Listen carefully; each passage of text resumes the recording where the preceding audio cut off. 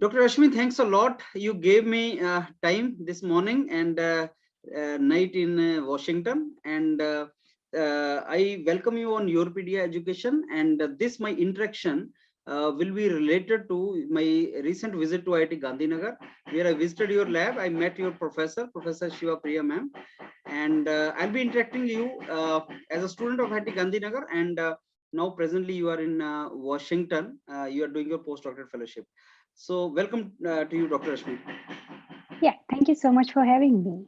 Okay, Dr. Ashmi, I have decided my this entire interaction in three categories, three questions, I'll say. My first part will be related to you only, your journey from your school days, maybe in some part of India to Washington. You are doing your postdoctorate now. And then second part will be related to your research area. And third part will be related to what are the career opportunities ahead for you and in the domain of your research. So I come to my first part, and that is related to you. So you have done your PhD from IIT Gandhinagar with Professor Shiva Priya, and that is the domain of chemistry and biology, and to be more specific, cancer biology. I happened to visit your lab, and I interacted with Professor Shiva Priya.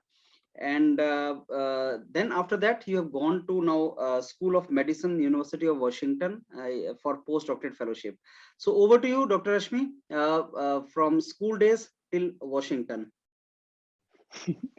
Well, I don't know the right way to go about it, but I would say, speaking of my academic journey, I was kind of always sure about having a career in a field that involved helping people in any possible way. So that's the reason why, as an undergrad, I started interacting with a lot of my seniors who were already pursuing, research as their long-term goal at reputed universities, and that sort of got me in, a bit more intrigued about the various aspects that are involved, and how I could say best use my abilities to have a career in research.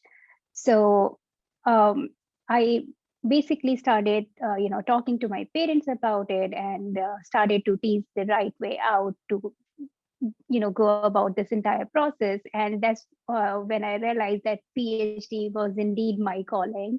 So yeah, so that's how I ended up at IIT Gandhinagar for my doctoral research, and I was fortunate enough to have joined Dr. Sivapriya Kirubakaran as my academic supervisor, who, I think she's extremely, she's an extremely cool professor, and she put immense faith in me and my close friends, and gave us all the creative freedom that one could possibly ask for.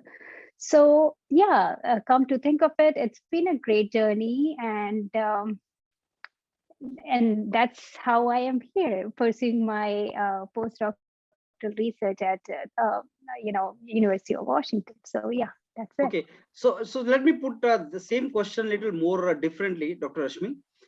There are so many career opportunities available to graduates. You are then you can go for jobs, you can go for higher education, and so what makes you decide that you should go for PhD, you should go for postdoctorate fellowship? So how it is decided?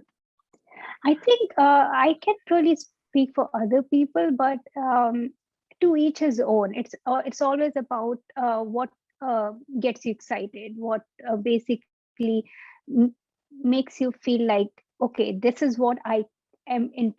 I can really do, or am I am interested in learning more about. So that's, I think, should be the criteria. I am of the opinion that you shouldn't always be following someone else's path, or you should always do what you think you are are capable of doing the best at. So that's how I would suggest someone should basically go about deciding what they want to do or what they do not want to do. And that's exactly what my supervisor was always, would always talk about, that, it's not so much about what everyone else is doing. It's about what you want to be doing in your life. So I think Yeah. Great, great. So now I come to my second question, Dr. Rashmi, and that is related to the Mm-hmm. research domain in which you are.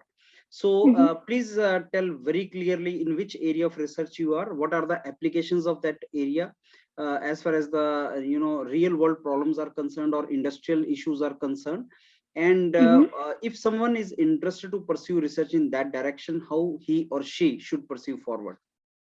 Okay, so as part of my postdoctoral research right now, we are working with a rare skin cancer, and we're trying to basically um, identify a way wherein these rare skin cancer patients become a little more or more like they become more responsive to immunotherapy,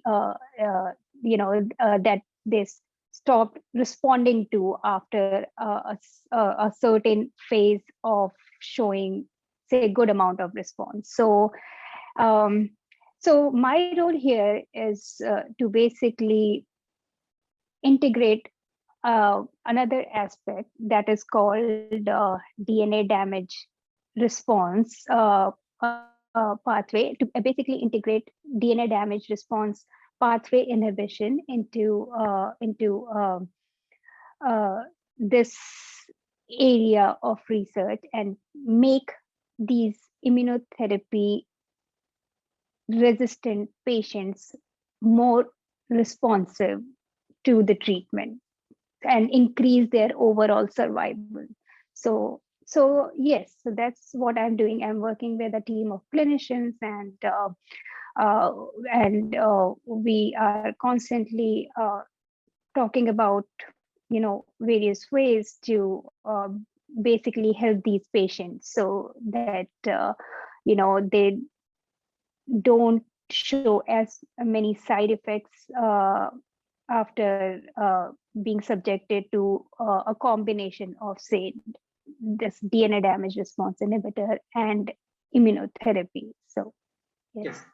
So, Dr. Rashmi, now what are the career opportunities related to this domain of research as far as industries are concerned, and maybe related to some kind of academic institutes and all? If somebody is pursuing the research in this area, what are the options for him or her?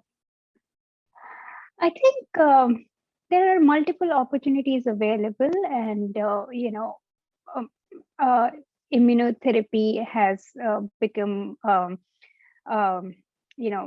they call it a fourth pillar of cancer treatment now, and so exploring ways to understand how this can benefit patients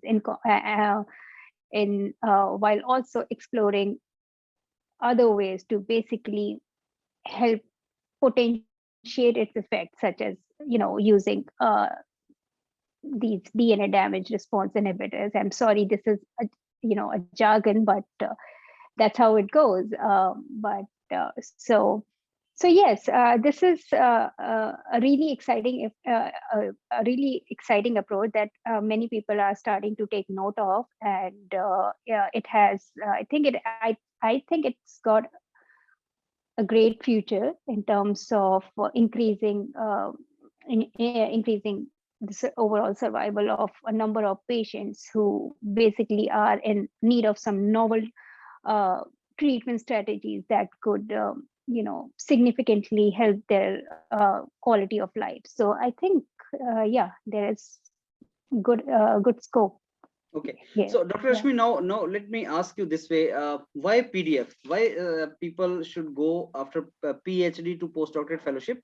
How it helps in your academic career, and how to approach for it? I think it's not a must for you to go to basically go for postdoctoral research after your PhD. It's something that again, the reason I did it was because I wanted to understand if I want to basically stay in academia, or I want to maybe branch out and explore some other options. And I thought, right after my PhD, that this was I thought that this was basically the best time for me to understand the various, understand those various aspects that could help me determine, okay, fine, is this something I should just keep doing, or should I become like, or should I just become an industry person altogether? So yeah, it is just I just wanted to give myself some time to understand that, and while also not giving up on what exactly I am really interested in. So yeah, so I would say it's a must, but if you think you want It to do helps. it, Yeah. Hmm. it helps. It Okay. definitely does help. Okay. Yeah. Okay. Dr. Rashmi, you're staying in IIT Gandhinagar. Yeah. You're My staying in IIT state, Gandhinagar. Yeah. yeah, it was wonderful. I had wonderful friends with me who basically helped me, well, through a lot of ups and downs. So yeah, and I think IT GN in itself is an absolutely wonderful place to be at. It it's it's it's the best place to spend some of your formative years trying to understand what you want out of your life, and it provides you with a great concoction of responsibility, fun, direction, and determination.